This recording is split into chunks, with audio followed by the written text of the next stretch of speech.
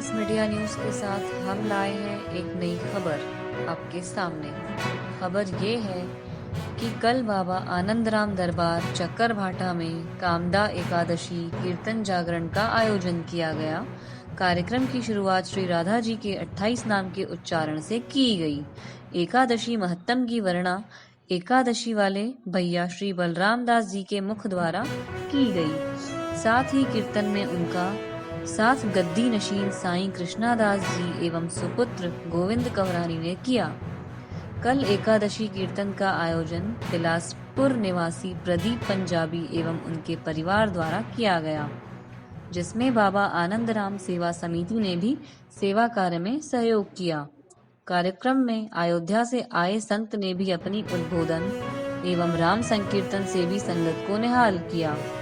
कल भारी वर्षा के बावजूद संगत ने हाजिरी भरकर कार्यक्रम को सफल बनाया।